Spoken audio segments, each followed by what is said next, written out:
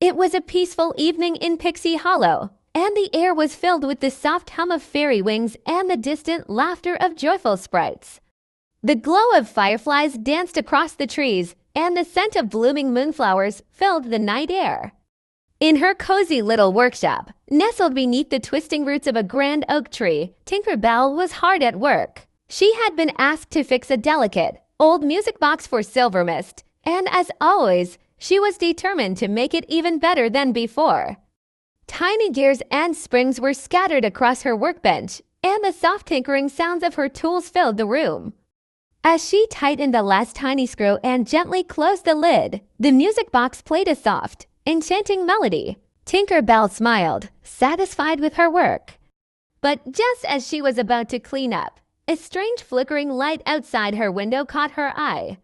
She blinked and set down her tools, moving closer to get a better look. The glow shimmered in colors she had never seen before, blues, purples, and silvers that seemed to pulse like a living heartbeat. Curiosity sparked inside her like a newly lit lantern. She pushed open her window and fluttered outside, following the glow as it moved slowly toward the enchanted clearing. The night was unusually quiet, as if every creature in Pixie Hollow was holding its breath. Tinkerbell landed softly on the mossy ground and gasped when she saw what was in front of her, a small glowing star, no bigger than an acorn, gently resting on top of a mushroom. It shimmered and pulsed, casting a beautiful light around it.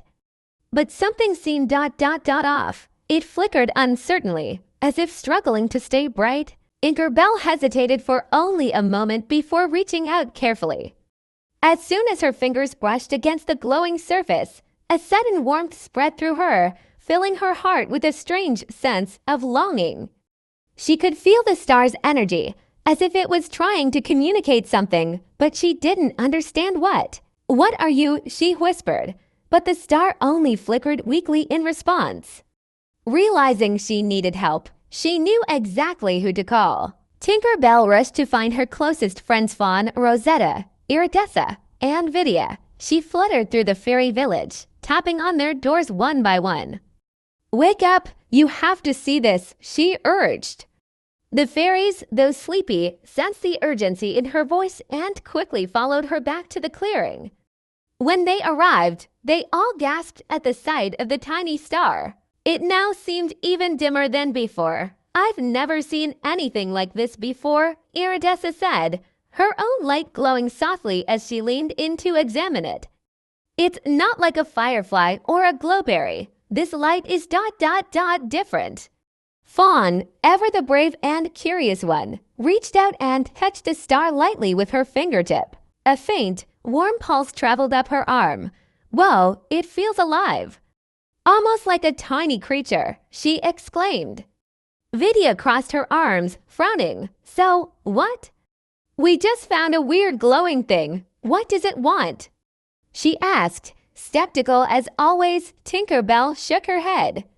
"I don't know, but I can feel it it's trying to tell us something, and I think it needs our help." Just then, the star gave a weak flicker and let out the faintest, bell-like chime.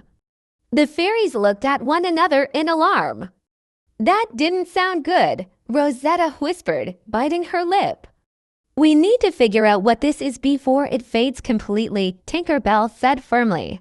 "There's only one creature in Pixie Hollow who might have the answers, the Wise Owl." The fairies exchanged glances. The Wise Owl lived deep in the winter woods, where the air was always icy and cold. It was a long journey, and fairies who weren't from the winter region had to be extra careful. But as they looked at the fading star, they knew they had no choice. They had to find answers before it was too late. With determination in their hearts, the fairies set off toward the winter woods, hoping the Wise Owl could unlock the mystery of the lost star before it was gone forever.